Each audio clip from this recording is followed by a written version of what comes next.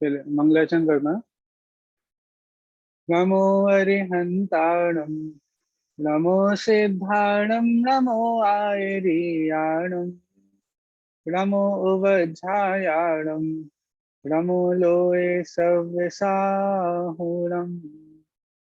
मोक्षमार्गस्य नेतारं, भेतारं कर्मभूव्रतां, ज्ञातारं विश्वतत्त्वानां, वन्दे तद्गुणलब्धये, वन्दे तद्गुणलब्धये।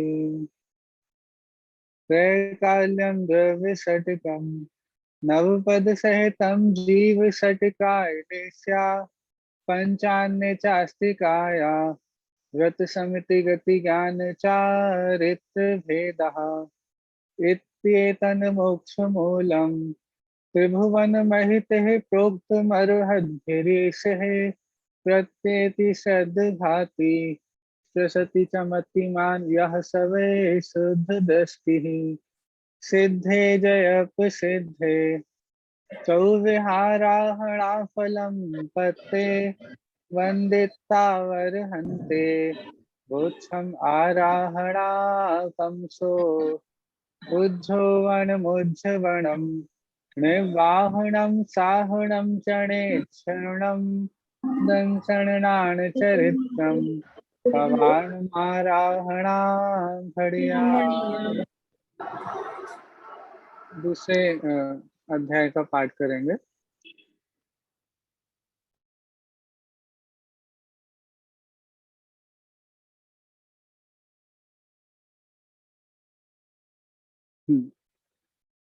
औपसमिक औपसमिक छायको भावो मिश्रस्य जीवस्य स्वतत्वम् औदैक पारिणामिकौ च द्विनवाष्टादशैकविंशति त्रिभेदा यथाक्रमम् सम्यक् चारित्र्ये ज्ञान दर्शन दान लाभ भोगोपभोग वीर्याणि च ज्ञान ज्ञान दर्शन लब्धश्चतुस्त्री त्रिपंचभेदा सम्यक् चारित्र संयमा संयमाश्च गति कषाय लिंग मिथ्या दर्शना ज्ञान संहिता सिद्ध लेस्या चतुश्चतुस्त्रय कै कै कै षड भेदः जीव भव्या भवित्वानि च उपयोगो लक्षणं सद्विधोस्ति चतुर्भेदः संसारिणो मुक्ताश्च समनस्का मनस्कः संसारिणस्त्रिशस्थावरः पृथ्वी वायु वनस्पतयः स्थावरः द्विन्द्रियादयस्तशः पंचेन्द्रियाणि द्विविधानि निर्वृत्तकरणे द्रव्येन्द्रियं लब्ध्युपयोगो भावेन्द्रियम् स्पर्श स्पर्शन रसन घ्राण चक्षुश्रोत्राणि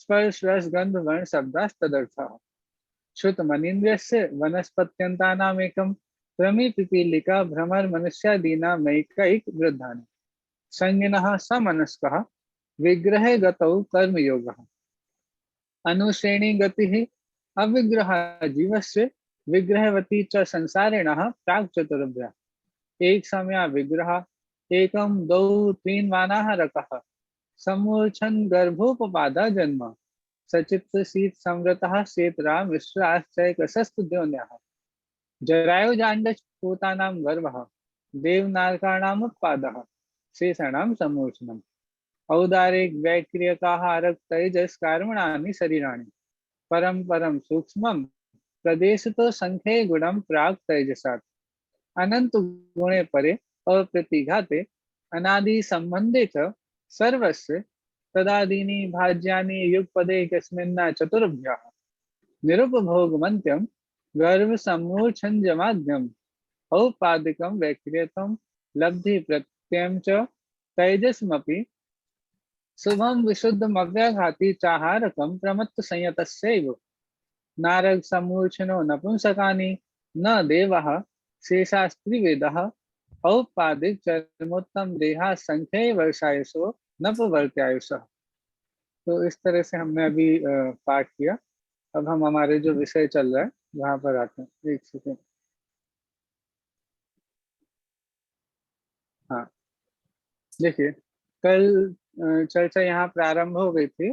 5 शरीरों की चर्चा चल रही थी। 5 शरीरों की चर्चा के बाद किस शरीर में कौन सा जन्म होता है, क्योंकि पहले योनि आदि की चर्चा आ गई थी, कौन कौन से योनि होते हैं, कौन कौन से जन्म होते हैं, ये चर्चा आ गई थी।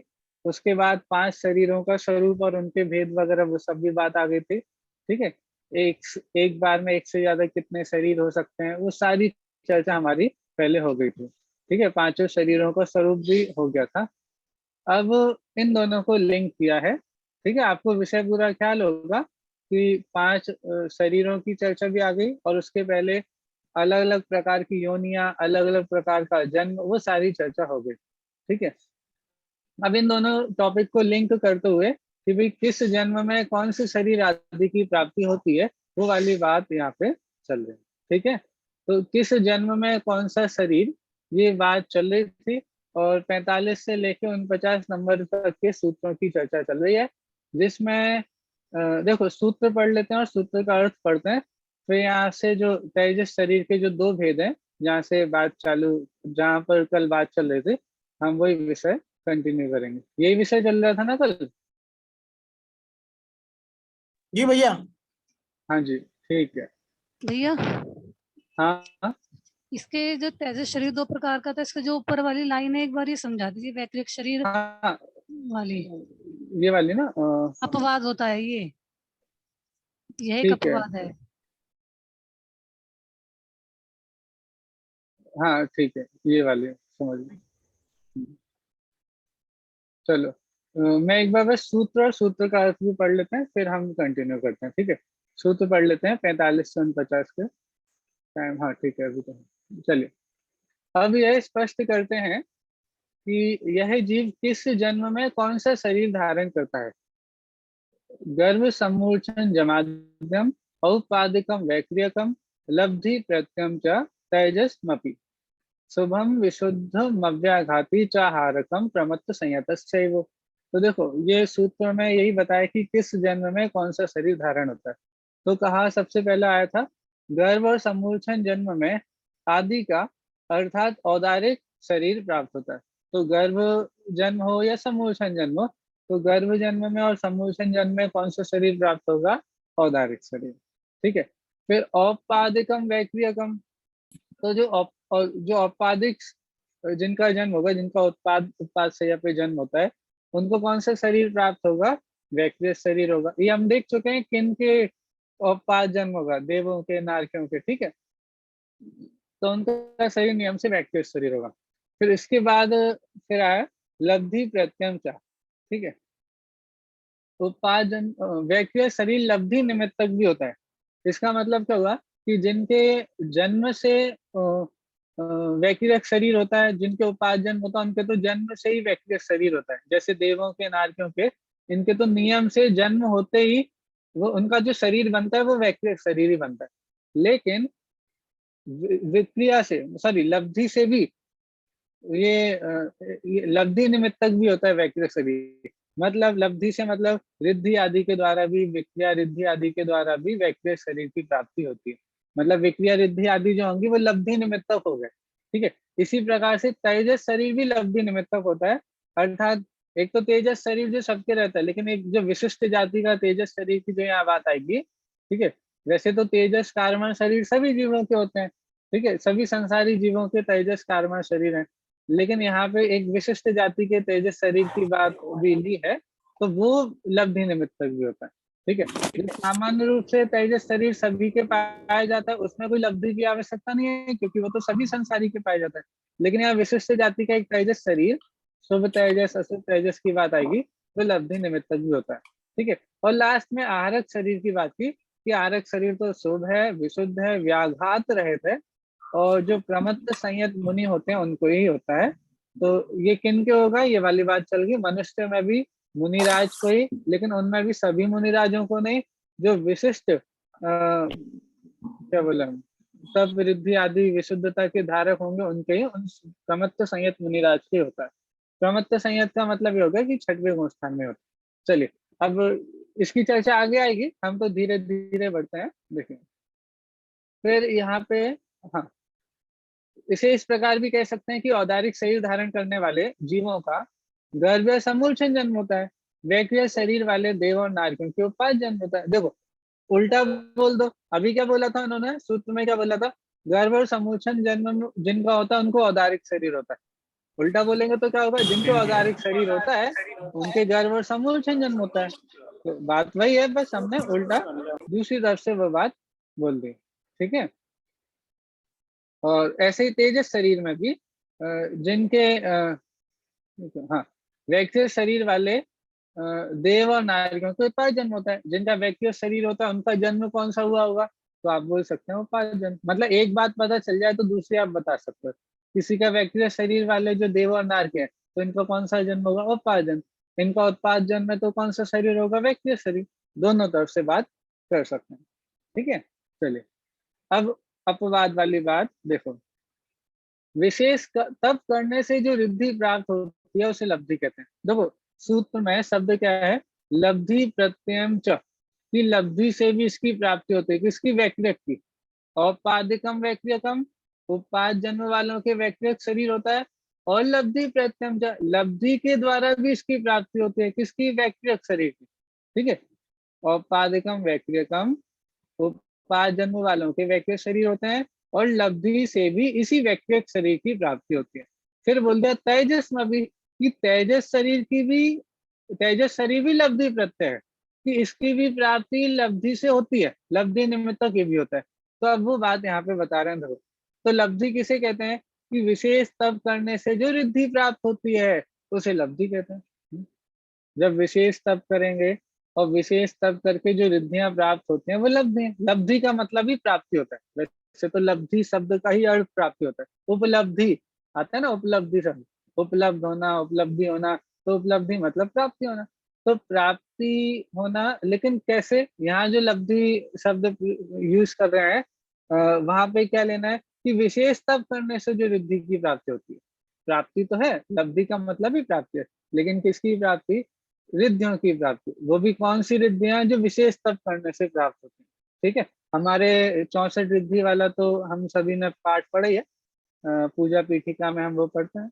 देखो क्या कह रहे हैं, विक्रिया लब्धि से प्राप्त होने वाला व्यक्तिगत शरीर औदारिक जन्म वाले मनुष्यों के भी हो जाता है, यह एक अपवाद है। क्या बोल रहे हैं, वैसे उत्पाद उत्पाद जन्म वालों के ही व्यक्तिगत शरीर का, ठीक है, जो ऊपर का ना औपाधिकम व्यक्तिगतम, कि औपाधिक शरीर उत्पाद जन्म वालों के व्यक्तिगत शरीर होता है, मतलब देवों के और नारकियों के व्यक्तिगत शरीर होता है। लेकिन एक अपवाद बता रहे हैं, क्या अपवाद है, कि भाई कभी कभी किन्हीं किन्हीं के विक्रिया से, विक्रिया लब्धि से, हाँ, ये जो रिद्धि आदि है इनसे भी व्यक्तिगत शरीर उत्पन्न हो जाता है। किनको, जिनको औदारिक शरीर है, जो औदारिक शरीर वाले हैं, ठीक है, गर्भ जन्म वाले जो मनुष्य हैं, ठीक है, उन गर्भ जन्म वाले जो मनुष्य हैं उनके भी विक्रिया से विक्रिया लब्धि से व्यक्तिगत शरीर हो जाता है। ये अपवाद है। किसका अपवाद है, हमने नियम क्या बनाया, उत्पाद जन्म वालों के व्यक्तिगत शरीर होता है। अब जो ये नियम बना दिया ना, उत्पाद जन्म वालों के व्यक्तिगत शरीर होता है, उसमें एक अपवाद बता दिया। क्या अपवाद बता दिया, कि उत्पाद जन्म वाले जो मनुष्य है उनके उत्पाद जन्म तो नहीं है, मनुष्यों के उत्पाद जन्म नहीं है, लेकिन फिर भी उनको व्यक्तिगत शरीर हो सकता है। कब, जब उनको विक्रिया रिद्धि आदि हो जाए। तो ये इस प्रकार से अपवाद बताया, ठीक है। आंटी आपने पूछा था ना ये वाला क्वेश्चन, हाँ मतलब जी, हाँ अपवाद जी, वाला, हाँ जी, ठीक है ना। हाँ जी। जी ठीक है, तो ये अपवाद की चर्चा होगी। अब ये तेजस शरीर की बात भी यहाँ करते हैं। देखो तेजस शरीर भी लब्धि निमित्तक होता है, ये वाली बात कही तो देखो तेजस शरीर दो प्रकार का होता है। एक तो वह जो समस्त संसारी जीवों के पाया जाता है और सभी शरीरों को कांति प्रदान करता है। तो एक तो समस्त संसारी जीवों के पाया जाता है, मतलब यदि कोई जीव जीवित है, ठीक है, तो उसके शरीर पे एक अजब एक कांति अलग दिखाई देती है, ठीक है। मतलब आप शरीर को देख करके भी एक अनुमान लगा करके बात कह सकते हो कि भाई ये जीव तो जीवित है और ये जीव जीवित नहीं है। कैसे, वो जो जीवित होता है उसका साथ में एक तेजस शरीर भी होता है, जिससे उसके, यदि वो जीवित है तो शरीर पर कांति अलग अलग ही दिखती है, एक कांति दिखाई देती है। हाँ? हम कहते हैं ना भाई जैसे फूल पत्ते आदि भी होते हैं। देखो मनुष्यों की तो बात ही अलग कर रहे हैं, वो तो दिख ही जाएगा, मनुष्यों के तिरंचों के वो अलग दिख जाएगा। लेकिन आप तो बाहर भी देखो, अन्य जो छोटे छोटे जीव हैं, 1 2 3 4 इंद्रिय जीव हैं, उनको भी देखोगे ना, तो आप आपको एक थोड़ा अनुमान सा हो जाता है कि शायद ये जीवित है या मर गया। तो आप उसकी कांति को देख करके समझ जाते हो कि हाँ ये अभी जीवित है। क्यों? क्योंकि तेजस शरीर किसका होगा? जीवित का ही होगा। जिसका मरण हो गया उसका तेजस शरीर नहीं रहेगा। उसके शरीर से वो कांति गायब हो जाएगी। तो वो तेजस शरीर समस्त संसारी जीवों के शरीरों को कांति प्रदान करता है। तो ये वाला तेजस शरीर तो सब संसारी के पाया जाएगा। सब सब ये मतलब, हाँ विग्रह गति में भी तो होता है तेजस कार्बन शरीर। हाँ विग्रह देखो, तो देखो बहुत अच्छा क्वेश्चन है कि भाई जिसके औदारिक शरीर होगा, वैक्रियक शरीर होगा, तो उनके औदारिक वैक्रियक शरीर को कांति प्रदान करेगा। ठीक है। और जब नहीं है तो वो कांति तो औदारिक वैक्रियक में प्रदान करता है ना, तो वो दिखेगा नहीं आपको, लेकिन है तो सही भाई। मैं कैसे एग्जाम्पल दूं? मतलब वो जिसमें कार्य दिखाता है, ठीक है, ठीक है, दर्पण का एग्जाम्पल लेते हैं। दर्पण सामने हो, ठीक है, तो दर्पण का काम तो क्या है? चेहरे को दिखाना। ठीक है। अब यदि चेहरा सामने नहीं हो तो वो दर्पण क्या करे? दर्पण तो दिखाने का काम तब भी करेगा। ठीक है। मतलब उसका तो स्वभाव है दिखाने का काम, दर्शाने का काम। ऐसे ही तेजस शरीर का काम है कांति प्रदान करना। ठीक है। अब किसको तेजस शरीर किसको कांति प्रदान करता है? औदारिक और वैक्रिक शरीर को। लेकिन अब जब विग्रह गति में औदारिक वैक्रिक शरीर ही नहीं है, तो वो कांति उनमें प्रदान नहीं कर पाएंगे, लेकिन वो शरीर तो विद्यमान है इतना। ठीक है। तो हाँ तेजस जी। शरीर समस्त संसारी जीवों के पाया जाता है, लेकिन उसका कार्य आपको विग्रह गति में नहीं देखेगा, बाकी समय देखेगा। ठीक है। तो वो सभी शरीरों को कांति प्रदान करता है। चलिए, ठीक है। तो एक तो ये हो गया तेजस शरीर जो कांति प्रदान करने का काम करता है, जो सभी संसारी जीवों पे पाया जाता है। अब एक दूसरा, एक और तेजस शरीर है, वो सबके नहीं पाया जाता, जिसके बारे में यहाँ कहा है तेजस्मपि लब्धि प्रत्यम च तेजस्मपि, कि वो जिस प्रकार से व्यक्तिगत शरीर लब्धि निमित्तक है, वैसे ही तेजस शरीर भी लब्धि निमित्तक है। उसकी बात अब बताते हैं कि वो कौन सा है। देखो, हाँ, दूसरा वह है जो तप के, एक मिनट में थोड़ा जूम कर देता हूँ, आप लोगों को थोड़ा सही दिखेगा। हम्म। दूसरा वह है जो तप के प्रभाव से छठवें गुण स्थानवर्ती मुनिराज को भी होता है। किनको होगा? छठवें गुण स्थानवर्ती मुनिराज को ही होगा। क्यों होगा? कैसे होगा? तप के प्रभाव से होगा। तो तप के प्रभाव से छठवें गुण स्थानवर्ती मुनिराज को ही होता है। इसे लब्धि निमित्तक भी कहते हैं। ठीक है। ये जो तेजस शरीर होगा इसको लब्धि निमित्तक कहते हैं। यह तेजस शरीर औदारिक शरीर के दाएं या बाएं कंधे से एक हाथ प्रमाण एक पुतला निकलता है। ये तेजस शरीर कैसा है कि भाई एक तो औदारिक शरीर से, और औदारिक शरीर के भी दाएं या बाएं कंधे के एक हाथ प्रमाण एक पुतला निकलता है। जो आपका दाएं हाथ होगा या कंधे से निकलेगा, लेकिन कितना निकलेगा? एक हाथ प्रमाण। तो एक हाथ प्रमाण या तो दाएं कंधे से या बाएं कंधे से। और दाएं या बाएं का डिसीजन कैसा होगा कि वो शुभ है या अशुभ है। ठीक है। तो उसके बेसिस पे पता चलेगा कि वो कौन से कंधे से निकलता है। देखो नीचे आ भी रहा है। ठीक है। शुभ तेजस होगा वो दाएं कंधे से, अशुभ तेजस होगा वो बाएं कंधे से। तो देखो देखते हैं। ठीक है। एक बात पक्की हो गई है, किसको निकलेगा? मुनिराज, छठवें गुण स्थानवर्ती मुनिराज को ये लब्धि निमित्तक होगा। ठीक है। और छठवें गुण स्थानवर्ती मुनिराज को ही लब्धि निमित्तक ये होगा। और औदारिक और मुनिराज है तो मनुष्य है तो उनको औदारिक शरीर है। इसका मतलब देवों के ये नहीं होगा। ठीक है। जो व्यक्तिगत शरीर वाले देव होते हैं उनको ये वाला तेजस शरीर नहीं होगा। कौन सा? लब्धि निमित्तक वाला। बाकी जो तेजस शरीर सामान्य वाला है वो तो सभी जीवों के है, तो वो तो सबके होगा। लेकिन ये जो यहाँ पे लब्धि निमित्तक वाला तेजस शरीर है, वो सिर्फ और सिर्फ मनुष्य में ही होगा, क्योंकि मुनिराज को ही होता है, और मुनि अवस्था सिर्फ मनुष्य गति में ही होती है। भैया ये जो तेजस शरीर निकलता है मुनिराजों के, ये कौन सी रिद्धि से निकलता है, अगर हम रिद्धि देखना चाहें? देखो अब ये रिद्धि तो मुझे ऐसा ख्याल में नहीं आ रहा। यहाँ पे भी ऐसा तो नहीं दी हुई है। मुझे देखना पड़ेगा तेजस शरीर कौन सी रिद्धि से निकलता है। देखो बहुत सारी रिद्धियां तो नाम भी नहीं गिना है, है ना। जो हमारे 64 रिद्धि आदि हैं उनमें भी, उनमें ऐसा नहीं है कि इतनी रिद्धियां होती हैं। जो 64 रिद्धि बताई है ना, इतनी रिद्धियां होती हैं ऐसा नहीं है। इसके अलावा भी खूब सारी रिद्धियां होती हैं, लेकिन वो बताने के लिए सिर्फ 64 बताई हैं, ठीक है। ऐसे और भी अलग अलग प्रकार की रिद्धियां हो सकते हैं, उसमें कोई दिक्कत वाली बात नहीं है। अच्छा अच्छा। मतलब अच्छा देखो, इसे जो जो बड़ी बड़ी रिद्धियां हैं जिनका थोड़ा हम स्वरूप समझा सकते हैं या बता सकते हैं, उन रिद्धियों के हाँ बारे में तो हमने 64 रिद्धियों में बता दिया। लेकिन बहुत सारी रिद्धियां ऐसी भी होती हैं मुनिराजों को, बहुत अनेक रिद्धियां, तप के प्रभाव से खूब रिद्धियां प्रकट होती हैं। और उनके बारे में अब क्या कहें, वे होती हैं बस। उनके प्रभाव भी देखते हैं, अतिशय भी होता है, सब होता है। भैया, हाँ, आप कुछ इसके बोल रहे थे। ये तेजस शरीर में क्या अंग उपांग भी होते हैं क्या? नहीं, वो एक हाथ प्रमाण ही होता है बस। अब उसके बारे में थोड़ा सा यहाँ बताएंगे, वो कैसा होता है, थोड़ा किस कलर वगैरह भी होता है उसका, थोड़ा वो सब रहता है। ठीक है। ठीक है। बाकी इनके बारे में जो डिटेल है वो तो आपको सर्वार सिद्धि आदि में जहाँ इनकी चर्चा है, और भी जो कारणान्योक्ति ग्रंथों में इनकी चर्चा डिटेल से भी मिलती है, काफी डिटेल में एक हाथ मिलेगी। में देखिए। टांग के निकल टांग के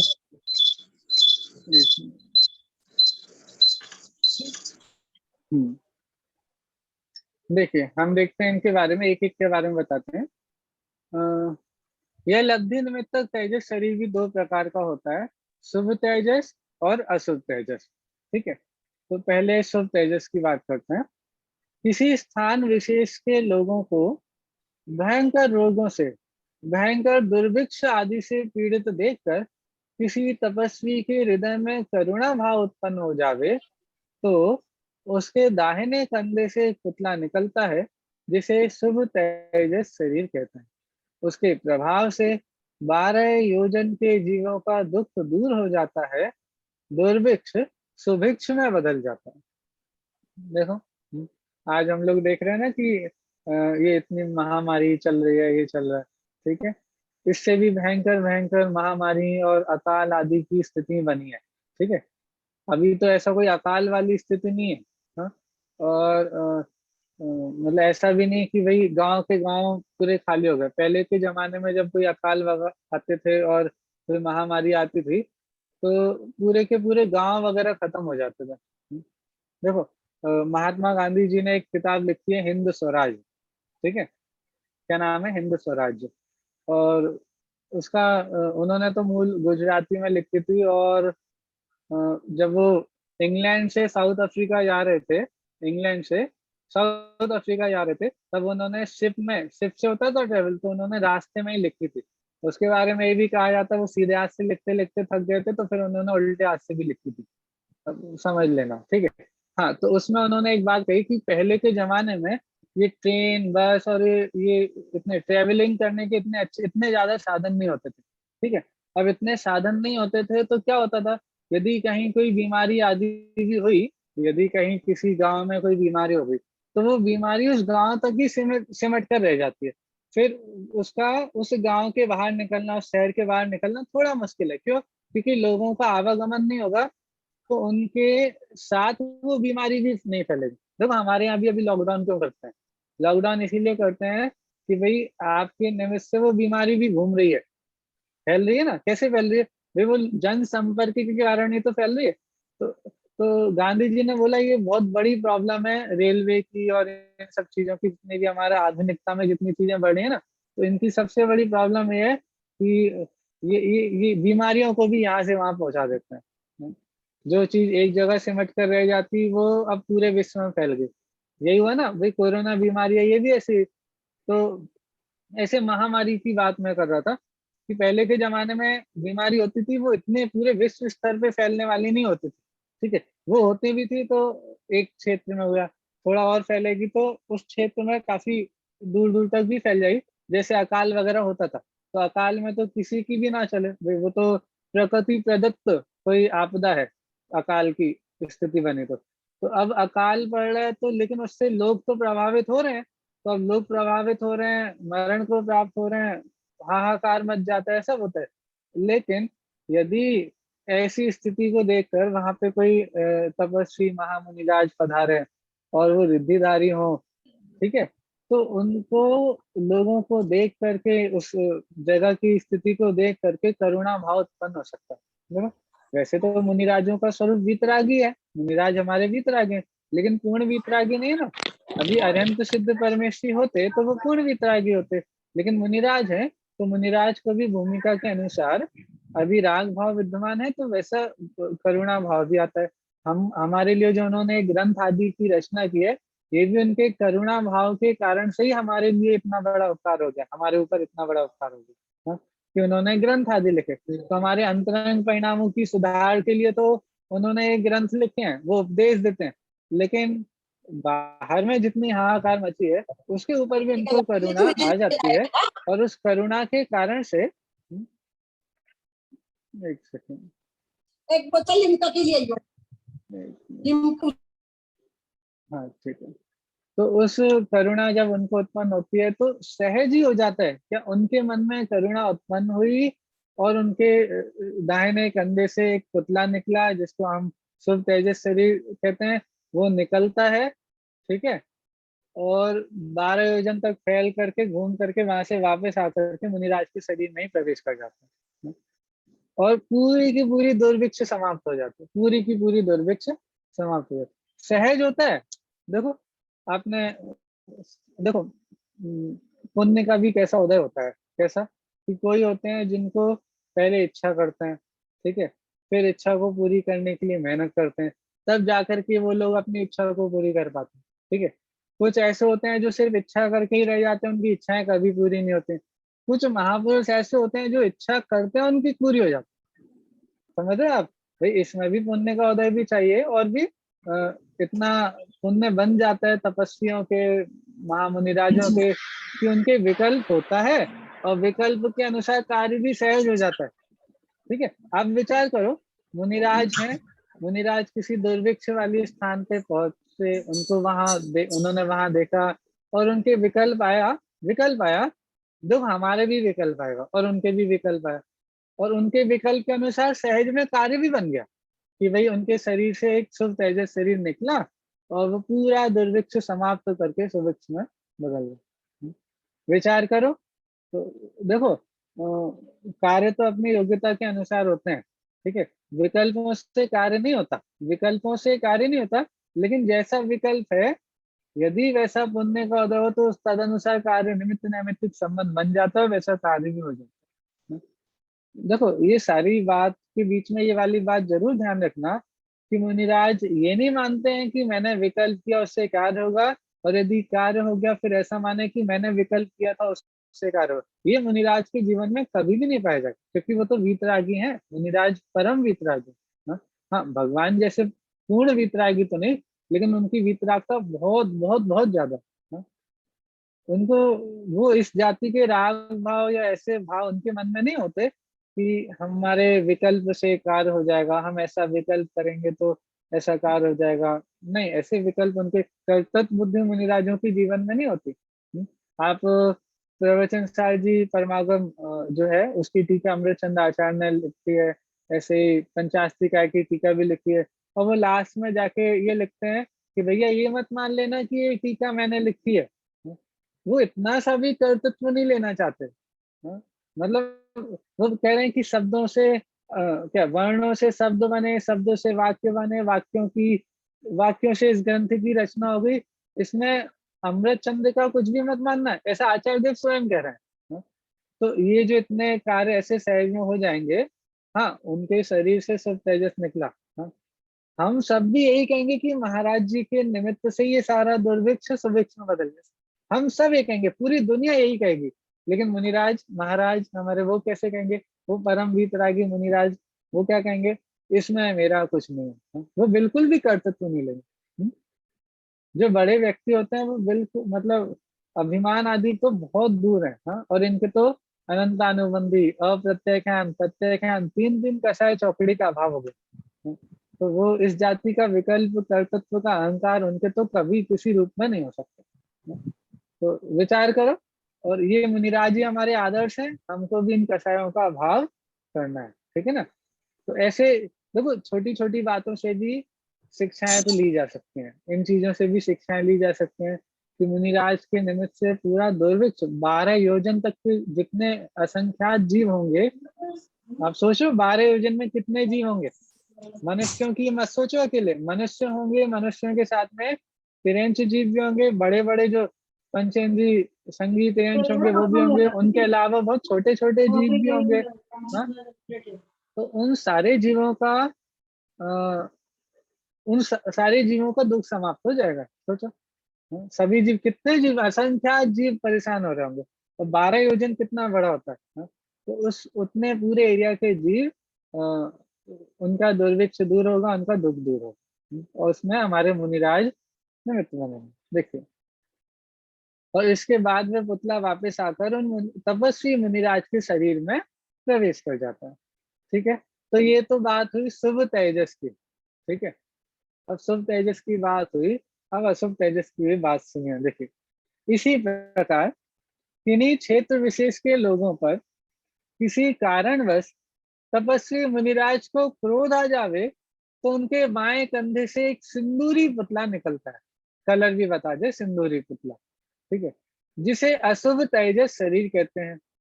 उसके प्रभाव से 12 योजन के क्षेत्र के जीव जलकर खाक हो जाते हैं। अंत में वह पुतला वापस आकर उन मुनिराज के शरीर को जला डालता है। द्विपायन मुनिराज के अशुभ तेजस से द्वारका जैसी सुसंपन्न नगरी जलकर खाक हो गई थी। यह घटना तो जग प्रसिद्ध है। द्वारका नगरी, ये आपको पता है, सारी कहानी सबको पता है। नेमिनाथ भगवान के समोषण में घोषणा हुई थी, और 12 वर्ष, कितने इतने वर्षों बाद उनको आना था, उसमें कैलकुलेशन थोड़ी मिस्टेक हो गई तो वो पहले आ गए। लेकिन वही तीर्थंकर की दिव्य ध्वनि में जो बात आई है वो तो सही आई है, बिल्कुल जैसा होना है वही आया है। तो और वो घटना घटी, ठीक है। वहां पे हमको पता है कि तेजस शरीर के निमित्त से ही वो पूरी द्वारिका नगरी जलकर खाक हो गई थी। तो वहां पे वो अशुभ तेजस निकला था, उनके बाएं कंधे से निकला था। देखो, तपस्वी मुनिराज को ही प्रकट हुई थी रिद्धि, ठीक है। ये रिद्धि प्रकट हुई थी, जब रिद्धि प्रकट हुई थी तब तो मुनिराज तपस्वी थे, लेकिन जब ये रिद्धि का प्रयोग हुआ ना, तब उनका गोस्थान गिर गया था। हाँ? जब रिद्धि का प्रयोग हुआ तब उनका गोस्थान गिर गया था, और गिर करके वो नीचे गोस्थान में आया, तब एक कार्य संपन्न हुआ। जो क्रोध आया कि भाई जिसके प्रभाव से इतने 12 योजन के जीव जलकर सारे खत्म हो जाए, तो कितने जीव होंगे, उन सभी जीवों, वो सभी जीव जलकर खाक हो गए। अब इसमें भी बात सही है कि भाई उस समय उन जीवों के मरण का काल आ गया था, सारी बात है। लेकिन अंतरंग में इतना जो क्रोध कषाय हुई, उस क्रोध कषाय का परिणाम तो उनको भी मिलेगा, और उस कारण से वो भी अशुभ गति में जाकर के जन्म लेते हैं, नरक आदि गति में गए। तो ये वाली बात भी समझना। देखो, ये बात सही है कि भाई सभी जीव अपने अपने उदय से ही जन्म को, मरण को, सुख दुख आदि को प्राप्त होते हैं, ये बात सही है। लेकिन उसमें जो निमित्त बनते हैं और उन जीवों के जो परिणाम होते हैं, उन परिणामों का फल तो उनको मिलता ही है ना। हाँ हाँ, वो उन्होंने कुछ नहीं किया, उनका परद्रव्य में, उनके विकल्पों से परद्रव्य में परिणमन नहीं होता, लेकिन जो विकल्प उनके चल रहे थे उस विकल्प का फल तो मिलेगा। जो राग द्वेष के परिणाम हुए, कषाय युक्त परिणाम हुए, उन परिणामों का फल तो जीव को मिलता ही है। ठीक है, तो इस तरह से दोनों की बात हो गई, तेजस शरीर में अशुभ तेजस और शुभ तेजस दोनों शरीरों की बात हो। चलिए, अब हम आगे बढ़ते हैं। अब है तेजस शरीर दोनों की बात हो गई, अब आहारक शरीर की बात करते हैं। आपको पता है शुभ तेजस किनके निकला था? शुभ तेजस की कोई कथा आपको याद है? हमारे प्रथमानुज है। शुभ तेजस जहाँ दुर्भिक्ष सुभिक्ष में बदल गया था, आप लोग पूजन भी करते हैं।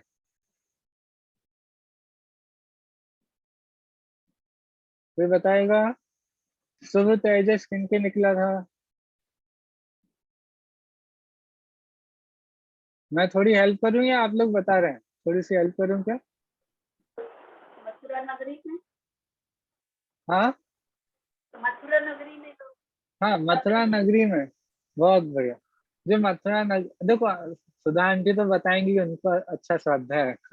देखिए, मथुरा नगरी की कहानी आप सभी ने सुनी होगी। सप्तऋषि पूजन भी हमारी जिनवाणी में हम सभी करते हैं, जिनवाणी में पाई जाती है। सप्तऋषि मुनिराज आए थे मथुरा नगरी में, दुर्भिक्ष फैला हुआ था, और उनके नगर में प्रवेश करने पर रिद्धिधारी मुनिराज थे। सप्तऋषि मुनिराज बोलते हैं ना, तो वो सभी के सातों रिद्धिधारी मुनिराज थे। और उनके वहां आने पर उस पूरे मथुरा नगरी का पूरा दुर्भिक्ष समाप्त हो गया था। वो शुभ तेजस के द्वारा ही हुआ था। ठीक है, चलिए अब हम आते हैं आहारक शरीर की चर्चा करते हैं। भैया ये पुतला अब तो नहीं निकल सकता है क्या? ये कोरोना को दुर्भिक्ष को फैला दूर कर देगी। मैं आपको ये शुरू में मैंने एक बात बोली थी कि हमको लग रहा है कोरोना इतना बड़ा दुर्भिक्ष है। थोड़ा विचार करके देखो, जब 12-12 वर्ष तक अकाल पड़ा था, लोगों के पास खाने पीने का कुछ साधन नहीं था, एक पेड़ पे हरा पत्ता भी नहीं मिलता था किसी पेड़ पे, ऐसे ऐसे इतने बड़े अकाल पड़े हैं। उसके कंपेयर करने पे आप सोचो, कोरोना कितने लोगों में कितनों को हो रहा है और उससे कितने लोगों को फर्क पड़ रहा है। हमारी पॉपुलेशन पूरी देखो ना कितनी है, 125 करोड़ से ज्यादा है। ठीक है, 125 करोड़ से ज्यादा पॉपुलेशन है, उसमें कितने परसेंट लोगों को हो रहा है, परसेंटेज निकालना आप एक बार। भैया और हम बहुत लोग अकाल मर की रहे हैं, बात, मर तो बहुत लोग रहे हैं। हाँ सही बात है, सही बात है, मैं उसके लिए मना नहीं कर रहा हूँ, मैं उसे बीमारी नहीं बोल रहा हूँ, मैं ये नहीं बोल रहा हूँ कि वो बीमारी नहीं है। मैं ये बात बोल रहा हूँ, आप थोड़ा अकाल वगैरह की, दुर्भिक्ष आदि का थोड़ा कल्पना करो, जब पूरे गांव के गांव खाली हो जाते थे। आप सोचो, या तो अभी 2 साल की काउंटिंग आप देखोगे जितनी, उतनी अकाल आदि के समय में थोड़े समय में ही सारे के सारे खत्म हो जाते थे। पूरे गांव के गांव खाली होते थे, 12-12, 15-15 वर्ष के अकाल पड़ते थे, तो वो कितनी बड़ी त्रासदी होती थी। हाँ, अब मैं अभी की बीमारी को छोटा नहीं बोल रहा हूँ, लेकिन आप एक बार उसे भी तो कंपेयर करो। हम क्या है, देखो हमारी थोड़ी हम यदि पहली ढाली अच्छे से पढ़े ना, तो हमको कोरोना बीमारी से डर लगना खत्म हो जाएगा। हम थोड़ा तो नाम से डरने लगे हैं। मैंने आपको एक बार ग्रुप पे भेजा भी था, पिछली बार जब मैंने स्वाध्याय कराया था, तब एक पेपर भेजा था जो जिनेश जी हैं मुंबई से, और हमने साथ में लिखा था एक पेपर, फियर। फियर मतलब भय। हमने ये सिद्ध किया था कि ये जो पैंडेमिक चल रहा है, कोरोना का जो पैंडेमिक है, कोरोना की जो महा बीमारी चल रही है, इससे बड़ी बीमारी भय की है। जितने लोग कोरोना से प्रभावित नहीं है, उससे कई गुना ज्यादा लोग भय से प्रभावित है। कोरोना का असर तो थोड़ों पर हो रहा है, उस कोरोना के नाम का जो भय इतने लोगों में फैला हुआ ना, वो ज्यादा खतरनाक, उससे ज्यादा प्रॉब्लम हो रही है। तो ठीक है, मैं तो फिर भी वापस उस टॉपिक पे आता हूँ कि आप थोड़ा विचार करना कि कोरोना की बीमारी कितनी बड़ी है, आखिर आपको वो परेशान कितना कर रही है, कर भी रही है, नहीं कर रही है। हम जबरदस्ती टीवी देख देख के परेशान होते हैं, न्यूज पढ़ पढ़ के परेशान होते हैं। मुझे तो बिल्कुल इंटरेस्ट नहीं आता कोरोना की न्यूज देखने में, पढ़ने में। हाँ, तो मैं देखता भी नहीं हूँ। क्यों भाई, क्यों अपने परिणाम उस लगाओ भाई, और भी इतनी सारी अच्छी अच्छी विषय हैं वहां पे, अपने ज्ञान उपयोग पे लगाओ। अच्छा है। इसका मतलब ये बिल्कुल नहीं बोल रहा हूँ कि आप सावधानी भी नहीं रखें, ये गलत अर्थ बिल्कुल भी मत लीजिएगा। ठीक है, सावधानी सारी रखें, अपना चरणान्यों का पालन करेंगे हम अपना, तो सावधानी तो अपने आप स्वयं में भी होगी। ठीक है, तो उतना ही काफी। हम यदि अपने चरणान्यों के अनुसार अपनी चर्या बनाएंगे, तो सारी की सारी हमारा पूरा बचाव अच्छे से हो जाएगा। ठीक है, चलिए। और बाकी अपने पुण्य पाप का भी भरोसा रखें, अपना जो पुण्य का उदय होगा या पाप का उदय होगा, उस प्रमाण कार्य होता ही है। हम अपने परिणामों के निमित्त से उसको भले ही बदल सकें, जितना बदल सकते हैं, जितना जो हो सकता होगा, लेकिन हम उसके चक्कर में उसके लिए कुछ नहीं करें। हम तो अपने परिणामों को निर्मल बनाए रखें, और बुद्धिपूर्वक जहाँ उपयोग लगा सकते हैं वहां लगाएं, बाकी सब अपने आप होगा। ऐसा भी चलिए, मान सकते हैं भैया फिर इस उसमें कि इसका मतलब यहाँ के जीवों का इतना पुण्य उदय नहीं है कि। देखो मैं फिर एक बात बोलता हूँ, आप अपने देखो, आप एक बार नाप मतलब माफ कीजिए, या अकाउंट बनाइए, पूरा लिस्ट बनाइए, कैसी कि आपको क्या क्या चीजें उपलब्ध हैं, क्या क्या चीजें नहीं है। एक बार बनाइए ना, क्या क्या साधन उपलब्ध हैं, कि कितना पुण्य का उदय आपके पास है, कितना सा पाप का उदय है, कितना सा पाप का उदय है। देखो आप, बोधि भैया दुर्लभ भगवान से भागना दर्शन भी नहीं पड़ेगा। मिल रहा, ये पाप का उदय नहीं होता। ठीक है, मैं आपकी बात मान रहा हूँ, हमें भगवान के दर्शन नहीं मिल रहे हैं, कितना पाप का उदय, हमको लगना भी चाहिए वो पाप का उदय, लेकिन उसके बावजूद भी कितनी सारी चीजें, कितनी सारी उपलब्धियां, वो भी देखिए ना, जहां पर हम अपने उपयोग को लगा करके ऐसे विकल्पों से बच सकते हैं। देखो, एक एक इनके आधार से, इनके आश्रय से धर्म में हम लगते हैं, ये बात बिल्कुल सही है, लेकिन हम चाहें तो यहाँ बैठ करके भी उनका आश्रय ले सकते हैं, अपने परिणामों को उनसे जोड़ना है, उनके पास जा करके जोड़ना है। ये वाली बात भी उपचार से कही जाती है, लेकिन वहां जा करके भी अपने परिणामों को उनसे जोड़ना है। तो वो काम यदि घर पे बैठ, यदि रुचि करें, पुरुषार्थ करें, तो हम वो काम यहाँ बैठ के भी कर सकते हैं। देखो, ये टेस्ट है हमारा, आप समझो कि जो हमारी पूरी हमने इतना पढ़ा, इतना अध्ययन किया, इतने सालों से जो पढ़ लिख रहे हैं, समझ रहे हैं, अब वो प्रैक्टिकल करने का समय आ गया। ये सारी पढ़ाई भी किस लिए थी? परिणामों में समता लाने के लिए। देखो, हम पूजा करते हैं, भक्ति करते हैं, भगवान के गुरुओं की, मुनिराजों की, भगवान की, शास्त्र की भक्ति करते हैं। क्यों करते हैं? हमारा लक्ष्य क्या है?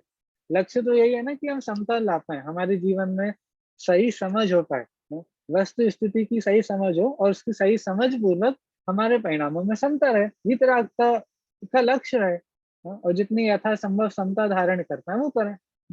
अब वो चीज तो हम कर सकते हैं ना, हाँ जी उसके लिए तो मना ही नहीं है। हाँ एक तो देखो, सबसे पहला सिद्धांत हमें हमारे माइंड में, हमें हमारे ज्ञान में लिख लेना चाहिए कि धर्म किसी के आश्रय से नहीं होता है, धर्म स्वाश्रय से होता है। ठीक है, धर्म में आप शुभ भाव भी ले लेना, शुभ भाव भी स्वाश्रय से ही होंगे। स्वाश्रय से मतलब, मैं नहीं बोल रहा हूँ कि आत्मा का आश्रय करने से शुभ भाव होंगे, मैं बोल रहा हूँ उसमें भी आप अपने परिणामों को, अपने उपयोग को स्वयं जोड़ेंगे। शुभ निमित्तों से जोड़ेंगे तो शुभ भाव होंगे, अशुभ निमित्तों से जोड़ेंगे तो अशुभ भाव होंगे, लेकिन वो काम भी हम स्वयं करेंगे। हम अपने परिणामों में पूरी तरह से स्वाधीन है।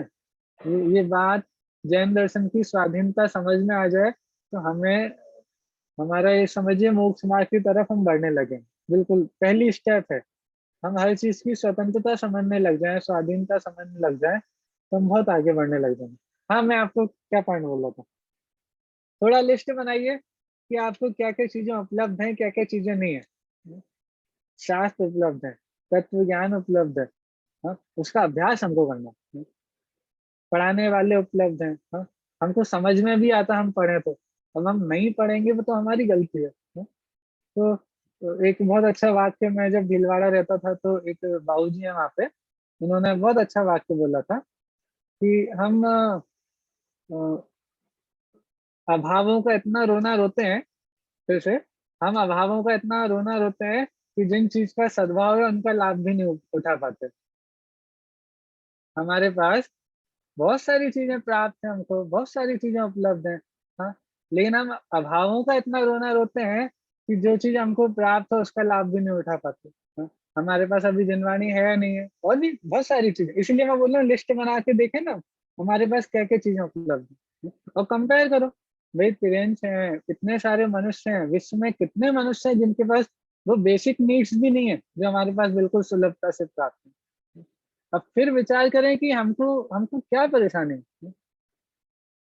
वो एक वो आते हैं ना, समाधि मरण पाठ, उसमें आता है ना, तो तुमरे जिए कौन दुख है, मृत्यु महोत्सव भारी, हाँ?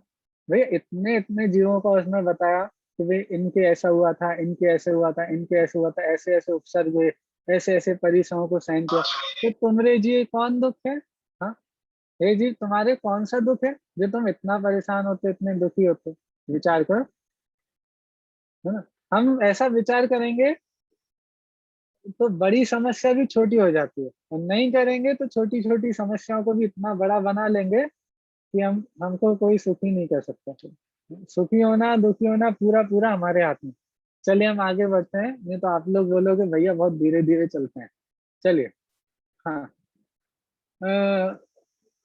ठीक है, ये वाली बात तो आहारक शरीर के संबंध में चल रही थी। ठीक है, और यहाँ विषय आया था सूक्ष्म चलो मैं एक बार फिर से पैराग्राफ पढ़ता हूँ, फिर चर्चा करता हूँ आहारक शरीर की। सूक्ष्म तत्व का निर्णय करने के लिए या तीर्थ यात्रा के उद्देश्य से छठवें गुणस्थानवर्ती तपस्वी प्रमत्त संयत मुनिराज के मस्तक से एक हाथ की ऊंचाई वाला धातु उपधातु से रहित सफेद रंग का एक पुतला निकलता है, वह आहारक शरीर है।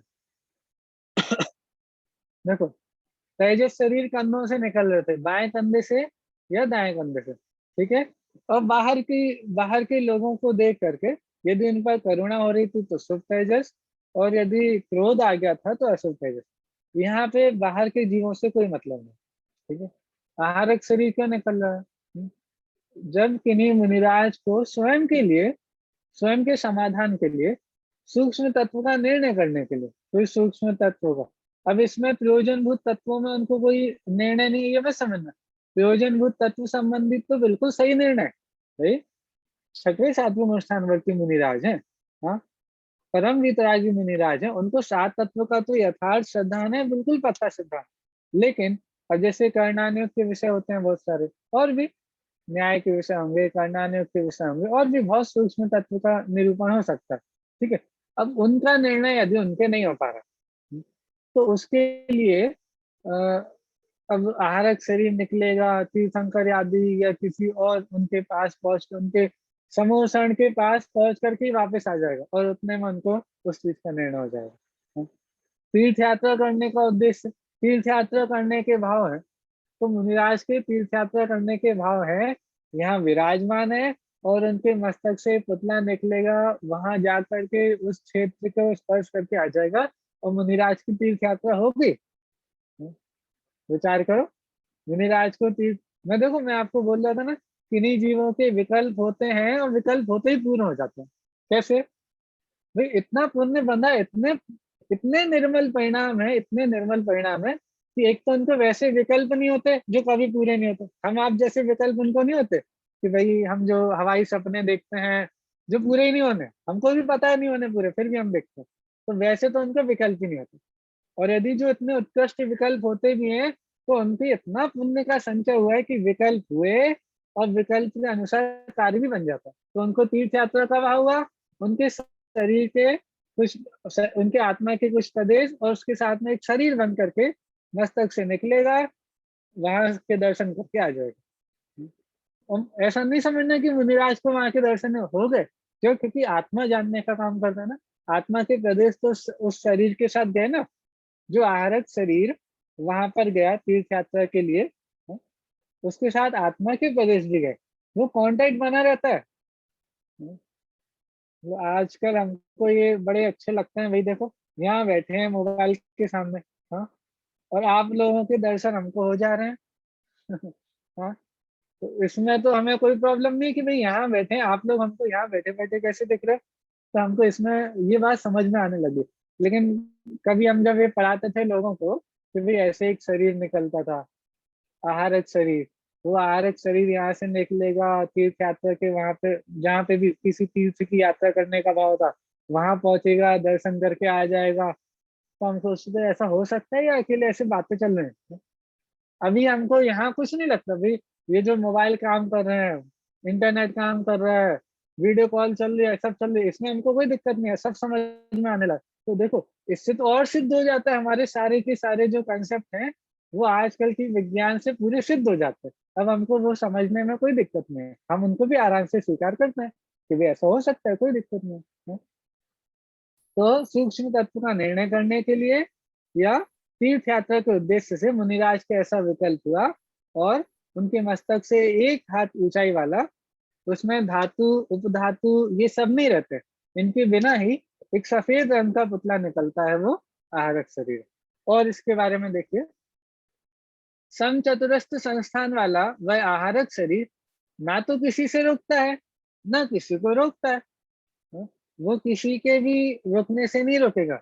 जैसे आप, ये दीवार है, तो क्या आपके मोबाइल का इंटरनेट कनेक्शन रुक जाता है क्या? पकड़ लेते हैं ना भाई, जो इंटरनेट कनेक्शन है, नेटवर्क है, पकड़ लेते हैं ना। बिल्कुल नीचे वाले कमरे में चले जाओ, आपको 4 मंजिल का घर हो, नीचे वाले कमरे में चले जाओ, गेट गेट भी बंद कर लेना, तो नेटवर्क आ जाएगा नहीं आएगा? आ जाता है। क्यों? क्योंकि जो उसके परमाणु होंगे वो इनसे रुकते नहीं है, ठीक है, वो दीवारों से नहीं रुकते हैं, ठीक है। इसी प्रकार जो आहारक शरीर जिन परमाणुओं से बना है वो किसी से नहीं रुकते हैं, और इस कारण से वो आहारक शरीर वो भी किसी को नहीं रोकता और वो भी किसी से नहीं रुकता, ठीक है। इसका संस्थान भी समचतुरस्र संस्थान होता है, ऊपर नीचे बिल्कुल एक सा, ठीक है। अलग अलग तरह के संस्थान होते हैं, तो ऊपर से चौड़ा नीचे से पतला, फिर नीचे से चौड़ा ऊपर से पतला, ये अलग अलग तरह के संस्थान होते हैं, 6 प्रकार भैया के। इसमें आहारक शरीर का समचतुरस्र संस्थान है। हाँ जी।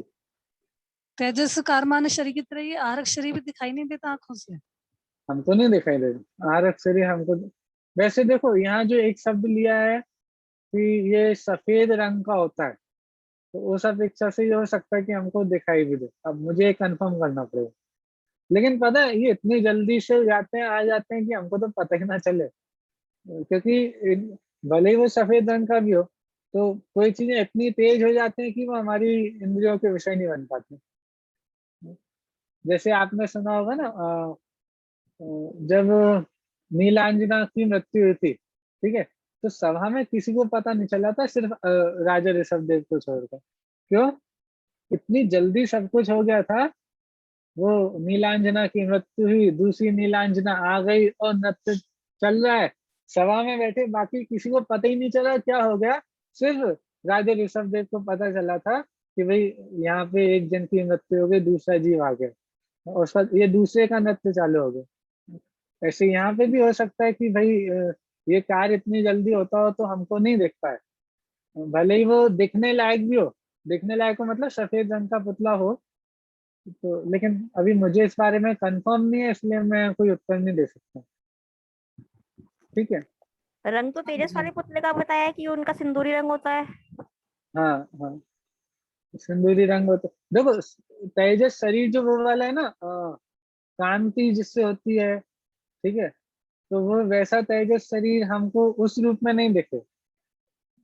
उसका कार्य तो दिख रहा है, जिससे औदारिक व्यक्ति शरीर को कांति मिलती है, तो उसका वो कार्य दिख रहा है, लेकिन तेजस शरीर अलग से नहीं दिख रहा है, ठीक है।